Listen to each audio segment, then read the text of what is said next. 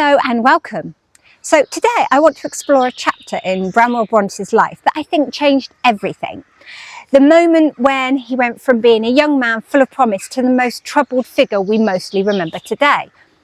We know Bramwell as the drinker, the family disappointment, but what if that wasn't inevitable? What if it all came down to one job and one house and one relationship that went spectacularly wrong? I'm talking about his time at Thorp Green and what happened between him and Lydia Robinson, the lady of the house.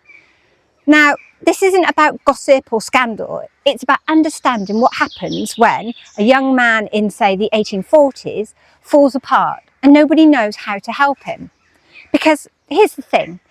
Back then, there was no understanding of addiction and no talk of mental health, and certainly no support when things went wrong. There was just shame, silence, and the expectation that you would just pull yourself together. So stay with me, because this story is much more complicated than you might think, and it might just change how you see poor Branwell Bronte.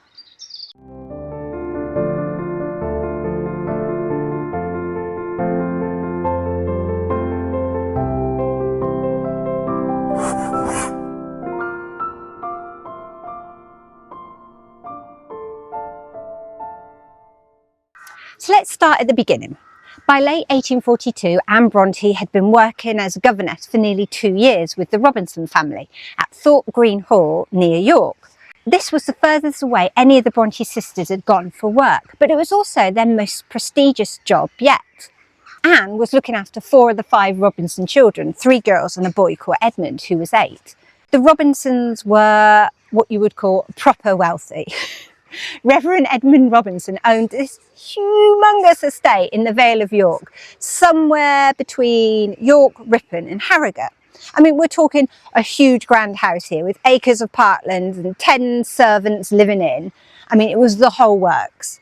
Now, here's where things get interesting. When young Edmund outgrew the nursery, which inevitably he would, Anne made a suggestion that was either very brave or very naive. She recommended her brother Bramwell as his tutor, and to everyone's surprise, or perhaps not, the Robinsons said yes. So in 1843, off Bramwell went to join his sister. On paper, it looks perfect. It's a stable job, it's a good family, respectable position, but scratched beneath the surface and you can see the cracks already forming. Bramwell hated it from the start. I mean, after the freedom of working on the railways, tutoring felt like being trapped. And it got worse. He wasn't even living at the hall. Instead, he was stuck in some farmhouse nearby, away from Anne and cut off from everyone that he knew. He was so miserable that Patrick, his father, actually made a rare trip to visit him in March. I mean, that tells you something, doesn't it? I mean, Patrick didn't travel unless it was serious. Anyway, Bramwell even wrote a poem during these first few months, describing himself as far from home, lost in fear, and longing for better times under a sky that had turned dark. But then something shifted. Gradually, Bramwell started to settle in. Great. The Robinsons seemed to appreciate him, and his intelligence and his charm. And having Anne nearby must have really helped. And by May, he was writing to friends describing his life as living in a palace and being adored by everyone, curling his hair and scenting his handkerchief like a proper gentleman. Then came the line that would haunt everything that followed. It said, "My mistress is damnably too fond of me." Let the trouble begin.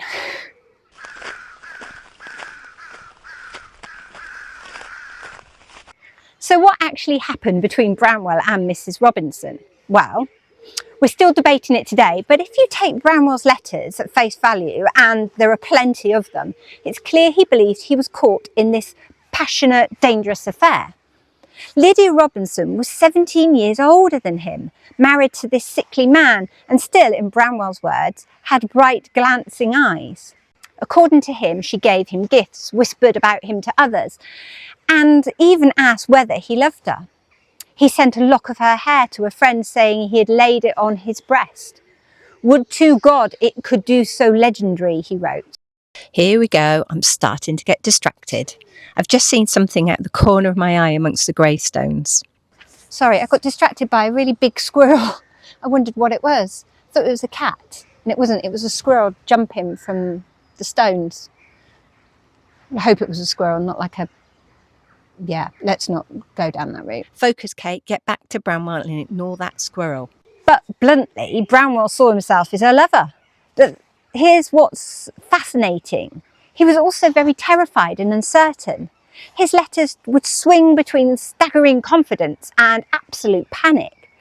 He kept asking his friend John Brown for advice. Should he go through with it? Should he stop?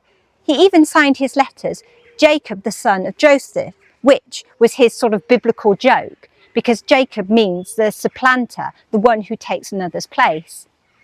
And then there's Anne. How on earth couldn't she have noticed? But she reported to Charlotte at the end of the year that she and Branwell were wonderfully valued in their position. Either she genuinely didn't know what was going on, or, more likely, she was keeping quiet and hoping it would all blow over. By the end of 1843, Branwell's letters were already full of dread. He was taking brandy and water before breakfast just to face the day. His emotional state was spiralling, even though, from the outside, everything looked fine. I mean, he still had a job. His poems from that time show a man who was still melancholy, but still bursting with creative energy. He was sketching, he was writing, and he was walking the countryside. But the cracks were definitely starting to show.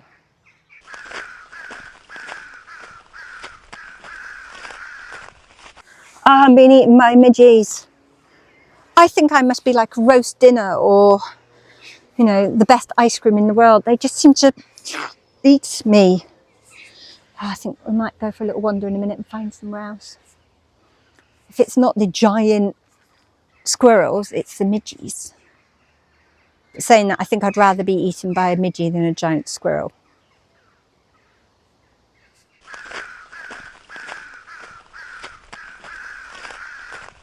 Summer, 1845. This is where it all goes wrong. First, Anne resigns. No explanation in her diaries or letters, no fuss, she just decides she wasn't going to go back. Bramwell, meanwhile, went home for his week's holiday and then got called back, apparently to carry on whilst the family travelled to Scarborough. And then the letters arrived. July 1845, Bramwell had been dismissed. Not just sacked, absolutely destroyed. The message from Mr. Robinson was brutal. He wasn't just out of a job, he was forbidden for ever contacting any member of the family again. Charlotte quoted the letter as accusing him of behaviour bad beyond expression and threatened to expose him if he dared make contact. Branwell, as you can imagine, was devastated. He became physically ill almost immediately, and Patrick later said nobody in the house could get any rest. Branwell was in such a state that they had to send him away for a week with somebody to just watch him. And this wasn't just sulking over a lost job. This was heartbreak. And we don't know exactly what Mr. Robinson discovered. The rumours that are persistent for decades say that Branwell was caught with Mrs. Robinson in the boathouse by a servant. Others think it happened during a secret trip to Scarborough, where the affair became too public. Either way, something pushed Mr. Robinson to swift and furious action. He even threatened to shoot Branwell if he came back. Yes, that detail does come straight from Branwell himself, and for all his tendencies to dramatise, it actually matches what others said later. Charlotte wrote to her friend Ellen Nussey about the chaos it caused, how Branwell had thrown them all into a hubbub of confusion with his emotions and how unbearable he'd become in the weeks that followed. You have to remember that there was no support for mental health in those days, no understanding of addiction. You were told to pray harder and pull yourself together in the good old British way. But Branwell, who'd already shown signs of anxiety and depression, began to spiral completely. For him, this wasn't just a job lost, it was a love lost. He genuinely believed Lydia loved him, and now she was gone. Like that squirrel.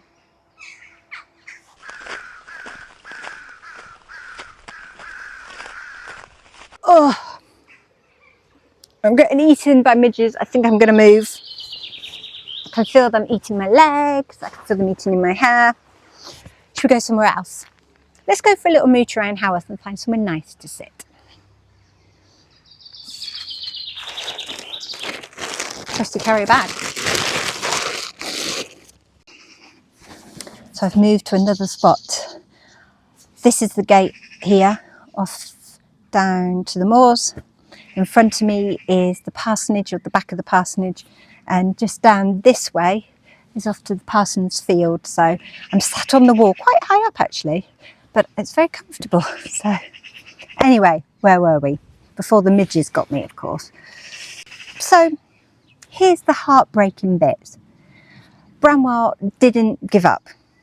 He convinced himself that Lydia was suffering too. I mean, he imagined her full of remorse, kneeling in prayer, tortured by guilt. A coachman was even sent to Haworth with a message, though we don't know exactly what was said. What we do know is Branwell's reaction. When the coachman left, Branwell collapsed. Neighbours reported hearing a noise that sounded like a calf bleating and found him lying on the ground, what can only be described as a fit. What followed was one of the most painful episodes of his life. Branwell truly believed, or he convinced himself anyway, that Lydia wanted to be with him. When her husband died in May of 1846, he wrote excitedly to his friends that he'd soon marry her. He imagined they'd live in comfort and that he could finally devote himself to his art and make a proper name for himself. Instead, he got silence. Not long after Mr. Robinson's death, Branwell was told, probably through Dr. Crosby or one of Lydia's other confidants, that the will that Mr. Robinson had made provisions that if she were to have any contact with Branwell, she would lose everything. Whether this is completely true or whether it's Lydia's excuse, we'll never know. We think it was an excuse, but it broke him. He wrote of feeling stunned into marble by the blow. He stopped eating, he stopped sleeping. He wrote that he was too hard to die and too wretched to live, and still he loved her. He published poems filled with grief and longing, including the famous sonnet, I can't say the word, where he described a soul left broken and exposed, pleading for the strength to endure like the mountain itself. The closing lines are haunting, and it says, "Let me, like it, arise, O mortal care, or woes sustain yet never known despair." But he did know despair, and it was beginning to consume him.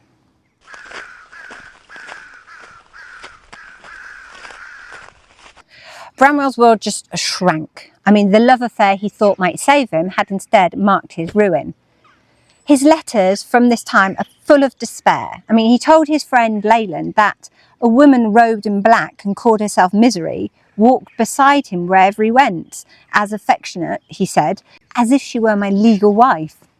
I mean, that mix of melodrama and genuine pain, I mean, it wasn't just for show. Branwell was raised on romantic poetry and Gothic novels, but his heartbreak wasn't fiction. It was eating him alive. Back in Haworth, life became unbearable. Charlotte wrote with frustration that her brother made no effort to seek a situation and that he brought discomfort to the whole house. Branwell's behaviour became erratic. He demanded money from Patrick, as sometimes threatening to kill himself if refused. He drank, he ranted, and yet sometimes he just shut down completely. But here's what we need to remember. In the 1840s, like I've said, there's no understanding of addiction, not as we know it anyway. There was no support system, no therapy, no medical understanding of what was happening to this poor man. Men like Branwell, creative, intelligent, but emotionally fragile, were expected to just soldier on, pray harder, or be shamed into being sober. We can look at Branwell's behaviour now and obviously recognise signs of addiction and depression, and maybe even a few manic episodes, but his family saw weakness, or worse, selfishness. His sisters, who had once been his closest allies, grew increasingly exasperated with this endless spiral of misery. Their patience wore thin as his problems kind of consumed the whole household. And they were tired of this drama and his self-pity and his inability to just pull himself together.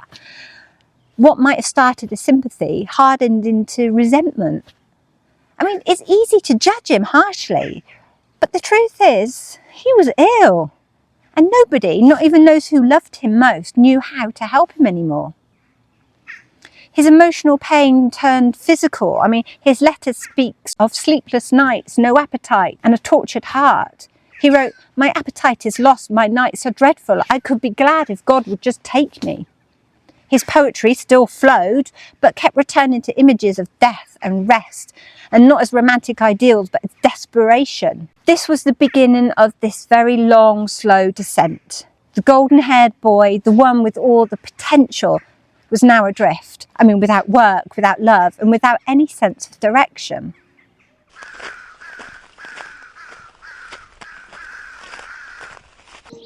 Of everyone in Branwell's life, it was Charlotte who judged him most harshly. She once been the closest to him. I mean, of course, they shared their ideas and the creative imaginary world together. I mean, even they supported each other with their early ideas of getting published. But during these years, Charlotte's letters show nothing but contempt. She called him a burden, claimed he was bringing misery to the household. And she also said she couldn't invite any guests or friends to the parsonage while he was living there. I mean, here's the thing though. Poor Charlotte was dealing with her own heartbreak at exactly the same time that Branwell was pouring out his grief over Lydia. Charlotte was suffering quietly over Monsieur Hager, the Belgian teacher that she'd fallen in love with in Brussels, yet obviously had to leave behind. She wrote him these deeply emotional letters about how she tried to forget him and tried to forbid herself from even speaking his name. And yet, she couldn't stop thinking about him. But, unlike Branwell, she kept her sorrow hidden. She worked, she wrote, she endured. She looked at Branwell's collapse, not with empathy, but with scorn. I mean, perhaps because she recognised something of herself in it. It's hard to know. Where she repressed and internalised her feelings, he just wore his on his sleeve. Patrick was equally unsympathetic. He judged Branwell by the Victorian standards of manhood, strength, stoicism, moral uprightness. Branwell, in contrast, seemed self-indulgent, dramatic and just weak. Emily, as usual, is harder to read. I mean, she apparently found Branwell irritating, but she rarely wrote anything direct about him. Anne kept her thoughts to herself, though her decision to resign from Thorp Green suggests that she quietly drawn her own moral conclusions. I mean, what Branwell really needed, perhaps more than anything, was just understanding. Instead, he got silence, anger and outright rejection. But the thing is, I can understand why, in a way, the family were dealing with this 24/7 for weeks on end. So he turned to the only thing that gave him any comfort: alcohol, poetry, and of course, his memories.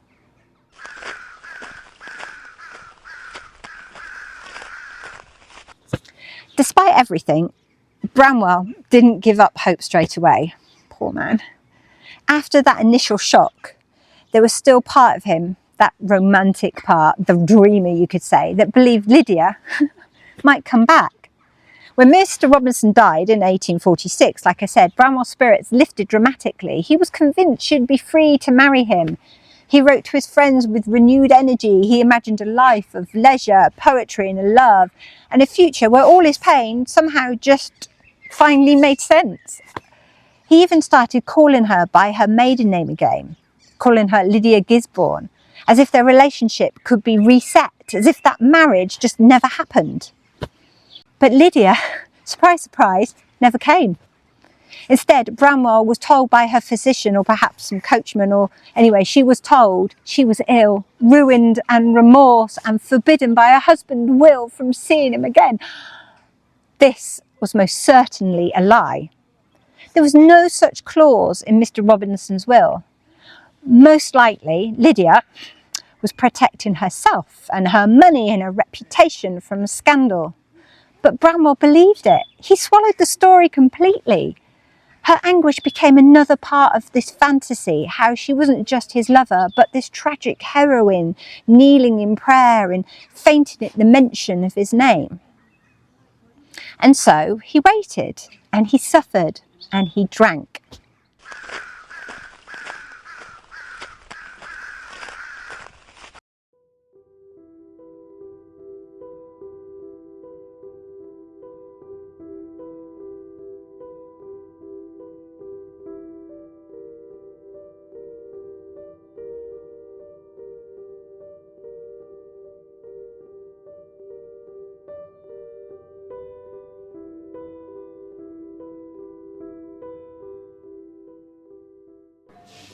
So I've come into the Black Bull to have a look where obviously Bramwell spent a lot of his time.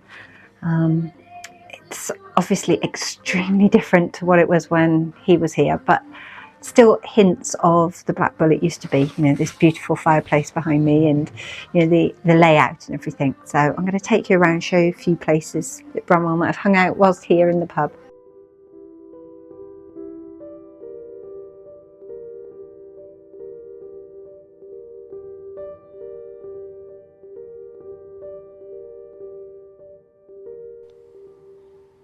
The lady behind the bar, who was very nice, told me that this bell is known for randomly ringing sometimes in the dead of night. The story is that this is the ghost of Branwell wanting another drink.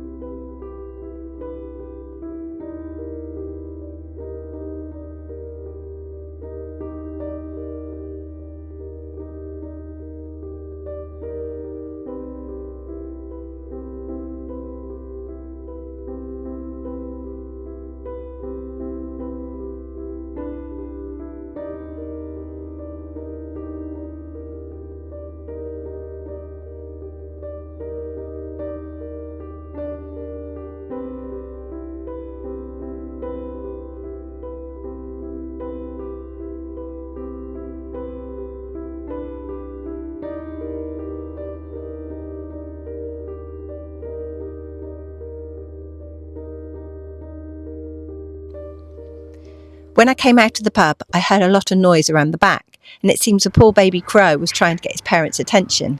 It might be young, but it's certainly very loud.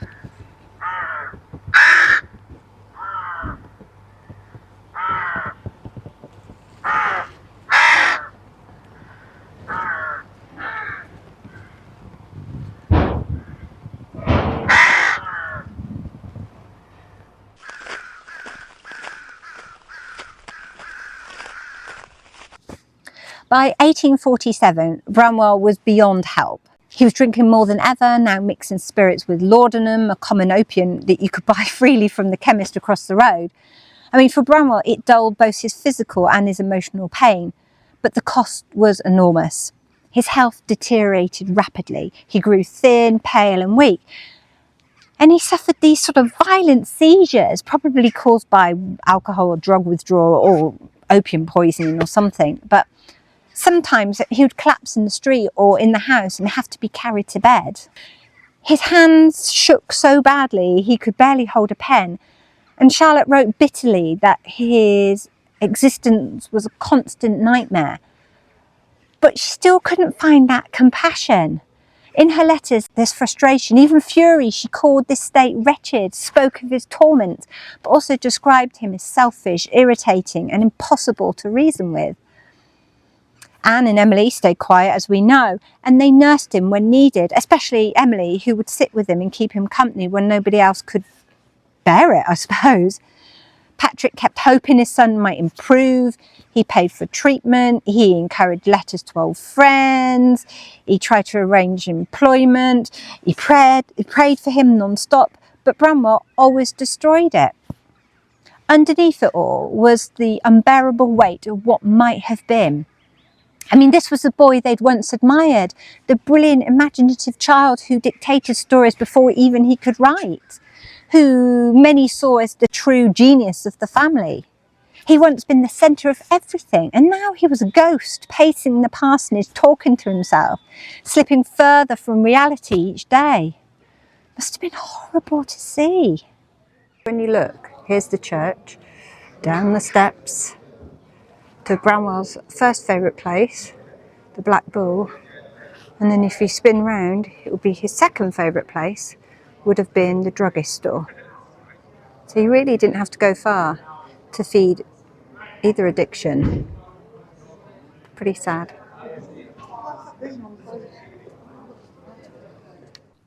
I had to show you this letter. It's so sad. It was written by Branwell in 1848 to his friend John, begging him to get a 5-pence bottle of gin and to meet him in the lane to hand it over. I mean, poor Branwell. His handwriting just shows how bad he'd become.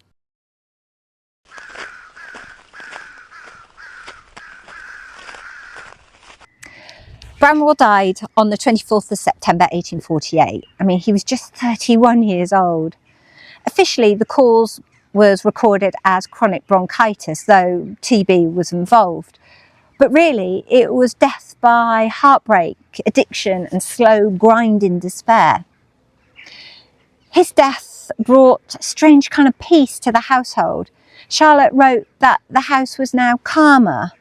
No more late night rages, no more outbursts, no more fear of what Branwell might do next.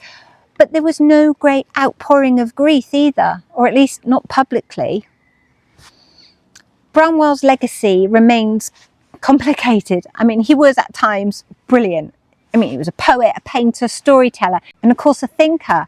But his life was one of unfulfilled promise. He started as the golden boy, the hope of the family, and he ended up as the greatest tragedy. But here's what I think we need to remember. He lived in a world that didn't understand him. His illness, his addiction, his mental health struggles, I mean, all of these were seen not as conditions to be treated, but as sins to be ashamed of. He was expected to be a man before he'd even been allowed to be a boy in a way. And he broke, I think, under the weight of it all. I mean, we shouldn't romanticise Branwell's life, but we shouldn't dismiss it either. I mean, he was caught between expectation and reality, and between imagination and responsibility, and between love and loss. And in many ways, his story is a lesson in compassion. I mean, not just for him, but for everyone who struggles to live up to what the world demands of them.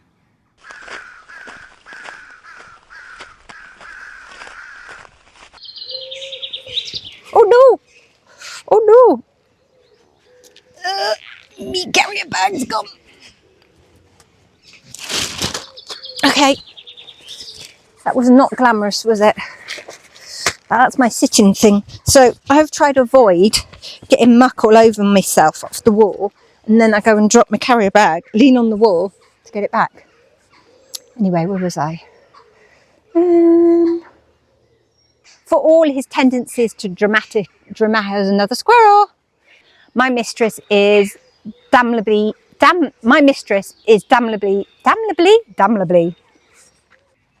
Let me, like it, arise, O ye mortal care, or Elvis Bear. I'm going to put in a quote just here because I can't remember it. I'm getting hot. Thorp Green maybe suggests that she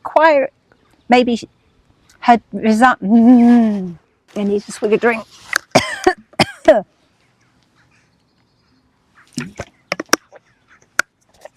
a dry throat, excuse me. The tuberculosis, I can't even say it. No, it's not you, don't worry, it's me.